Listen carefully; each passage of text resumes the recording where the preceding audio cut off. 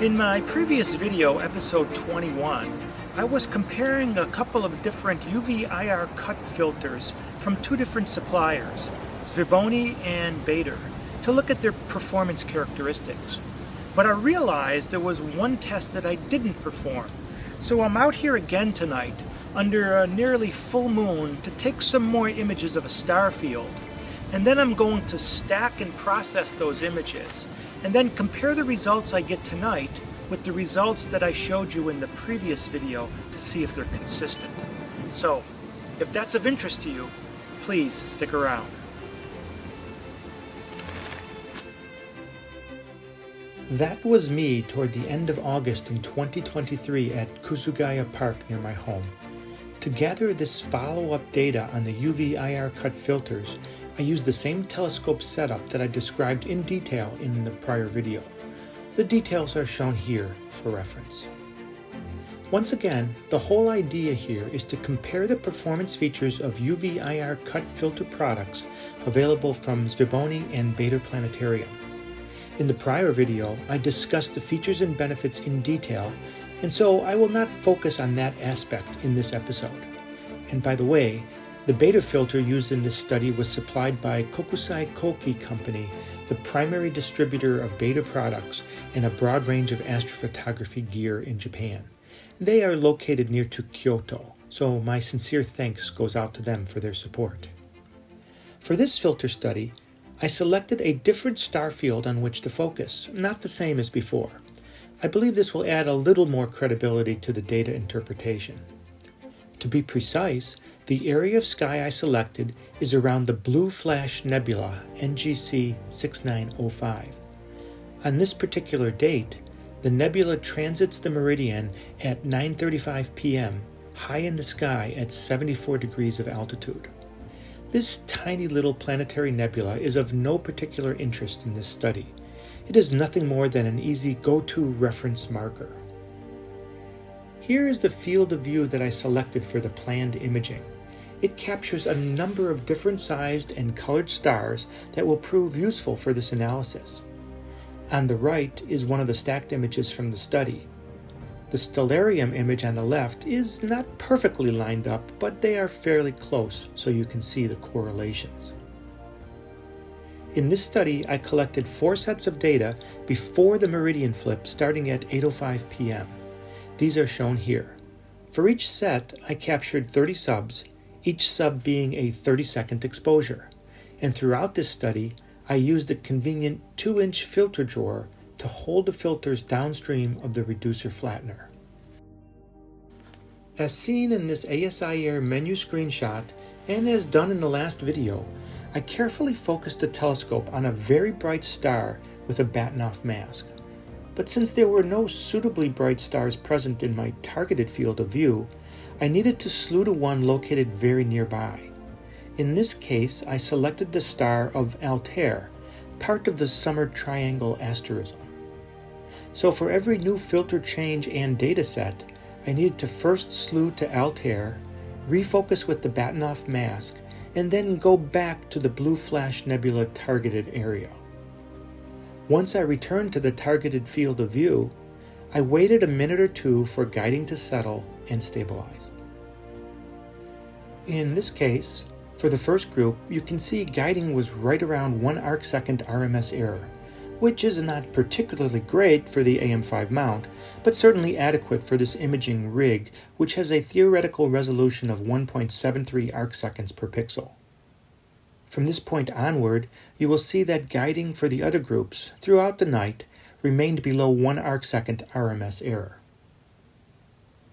This slide just demonstrates that I collected 30 images, again, each being 30 seconds exposure time.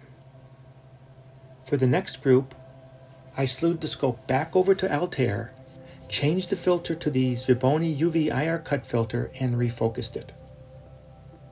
Here is a screenshot of that focus pattern for the second group. Hopefully you will agree that they all look spot on. And for this particular subframe, the guiding was at 0.85 arcseconds. Again, I collected 30 images. Next is the third group. which was my control containing no filter. So I slewed back to the nearby star Altair and racked in the focus just a bit to compensate for the lack of filter in this study group. After a perfect focus, here on this slide, the guiding was at 0.87 arc seconds. And again, I took 30 consecutive images of 30 seconds each. And finally, I decided to repeat the first group again using the Baader filter. I did this because I wanted to be sure that the seeing conditions had not changed substantially during the prior imaging time. I reasoned that the last group, imaged with the Baader filter again, should look identical to the first group in terms of star image quality if nothing changed. Again, guiding was good, and I took 30 subframes for subsequent post-processing. Here is a summary and my plan for stacking. You can see that my idea was to take just the very best 5 images from the entire set of 30 images for each group, and to stack only those 5 images. By doing this, we can be assured of having used only the best quality subframes from each group. The stacking was done by Deep Sky Stacker, which gives you a quality ranking score for every image. It also ranks and organizes them from best to worst in the stacking software, making it easy for me to deselect the lower quality 25 images. So from all of this, I got 4 32-bit TIFF files, one from each group. And to process these, I opened them all together in GIMP. Next, step by step, in parallel, I processed each of these images in exactly the same way that I will now describe. First, I color stretched the midtones to the same extent, and then color stretched the highlights to align the red color exactly on the second bar shown in the histogram graph. They were all very close, and to achieve this color alignment, it did not require much differential tweaking of the highlights. After that, I balanced all the remaining colors, green and blue, on the second bar as well, and then I reset the color background by adjusting the blacks.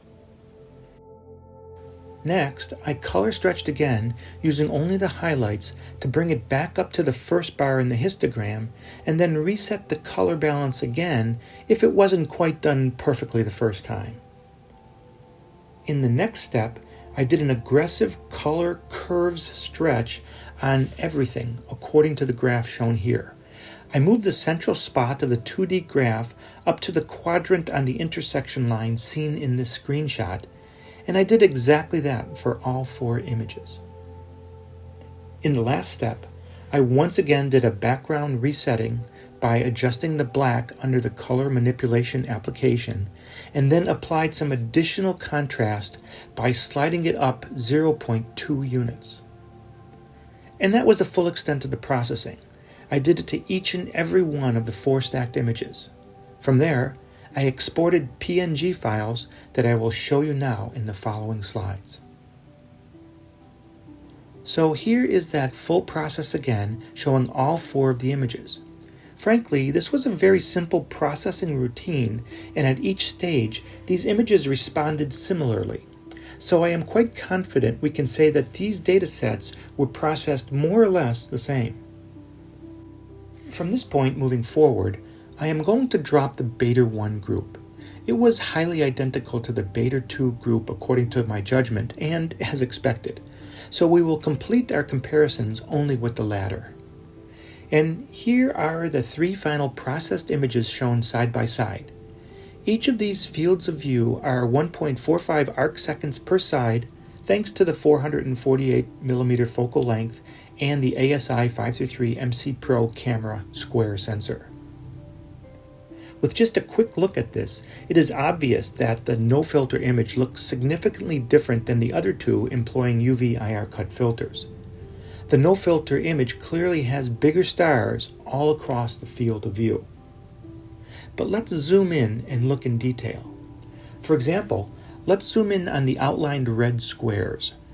This area contains the Blue Flash Nebula, and it can be clearly seen when we magnify these boxed regions.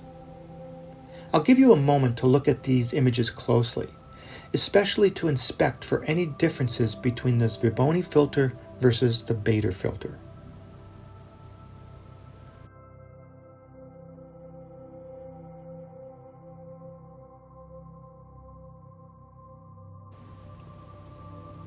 Keep those impressions in your mind, and let's look at another section of the image.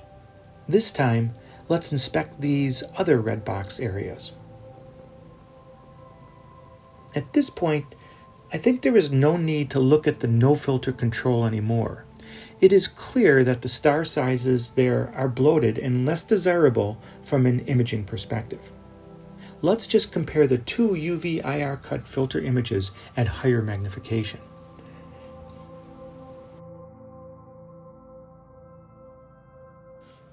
Do you want to hear my impressions? Well, at this high magnification, I feel that the Baader filter image shows slightly smaller stars. The difference is subtle, and maybe only a few percent smaller, but it certainly seems that way to my vision. Also, if you look around the image at various stars, it appears to me that the SVBony filter displays a slight amount of chromatic aberration. There is some on the Baader filter results as well, but I think there is a bit more seen on the SVBony filter image. That is my opinion. I wonder what you think.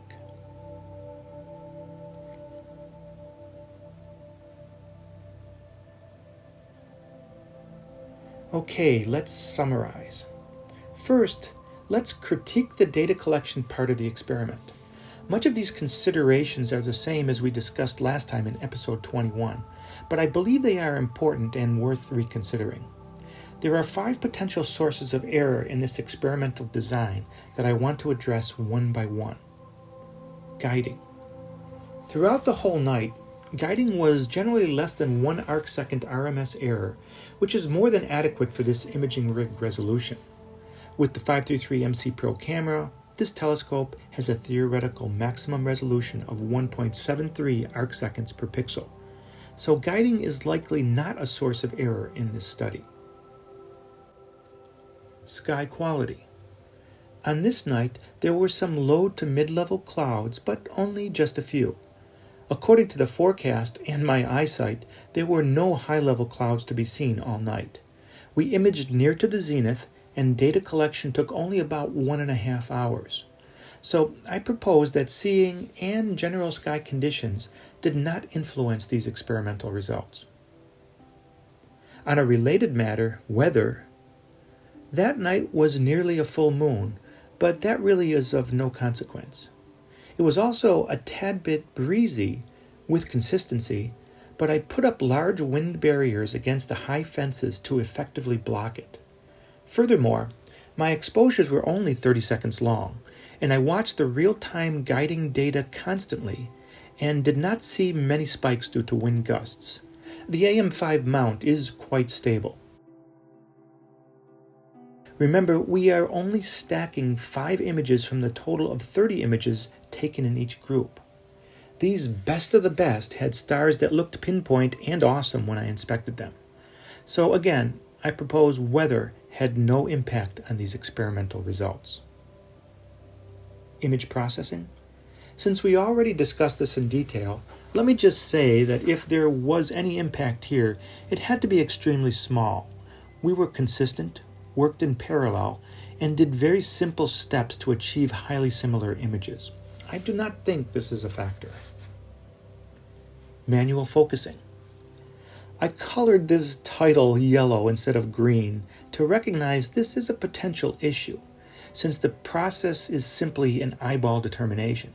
But based on the consistency of the results we have seen in these data and the data presented previously and other data not shared, more on this later, I think the impact of manual focus with a batten-off mask is a minor issue at best. And finally, just in case you were wondering, I have previously verified with ZWO that the protective filter glass on the ASI 533 MC Pro camera does not block UV or IR light. It is fully transparent. Okay, now data interpretation and conclusions. These image stacking performance results certainly verify that UV IR cut filters do indeed reduce star sizes by blocking the non-visible wavelengths of light. In fact, I would say that the effect is much more pronounced when viewing stacked images than when just viewing single subframes, as we examined in the previous video. But I am glad I did this study because I think I did illustrate some other differences that were not so apparent in the previous video, episode 21. For instance, I stated in the other video, after viewing single frames, that larger star sizes were not affected much by the UV IR cut filters. But in stacked images, that is not true. Even the large star sizes are significantly reduced by UV IR cut filters. Also, with stacked images, star colors become more visible. So in this study, I could more easily see the colors and evaluate the filter impact. It is my impression that both the SVBony and Baader filters do an excellent job on preserving or maintaining star colors. And with regard to other performance features, I believe the stacked images were effective at revealing more subtle differences between these filters. For instance, I think the star reduction effect of Baader is ever so slightly better, and the Baader filter also does a better job at minimizing chromatic aberration. These effects are fairly subtle, but I do believe they are real. I say that not just based on the data shown here. Actually, I performed stacking comparisons recently on 3 different occasions. Each time I refined my approach and technique, leading to the data set I selected to share here in this video. But in each of those other 2 occasions, the results were quite consistent, which I suggest lends more credibility to the conclusions presented here. The Baader filter is a better filter. It's constructed better and it performs better, and I think ergonomically it is easier to handle. But I do caution that this performance difference is rather minor. You can certainly see it when you magnify the images and look closely as we did here, but looking at an unmagnified full image, the effect may or may not be even visible. If I use my personal situation as an example, I do one-shot color imaging at usually no more than 450 millimeter focal length using a doublet refractor design from SVBony. I think some would say that I do only wide-field imaging. Frankly, I like my images of nebula and galaxies and other deep sky objects. I think they are beautiful, but I fully recognize that I am still in the minor leagues compared to other seasoned experts. With my humble imaging equipment and expectations, and typical sky conditions here in Yokohama, I do not believe the performance benefit of the Baader filter is cost-effective for me. The SVBony filter is simply good enough for my routine use. But ultimately, it is your choice. As I mentioned in the previous video, if you use high-performance glass and telescope designs, you may not want to introduce any weak links in your image capture or processing. Then it is best not to skimp on any accessories like filters, especially filters. Baader would be a better choice. But if you're a beginner or intermediate imager like me, the cost benefit of the UV IR cut filter from SVBony is hard to beat. So, while I still had my hands on this filter kindly provided to me by Kokusai Koki Company, the primary Baader planetarium supplier in Japan, I took the opportunity to image a nebula using it. By trial and error, I have come to the conclusion that the Iris Nebula is best imaged using a UV IR cut filter, or perhaps nothing at all.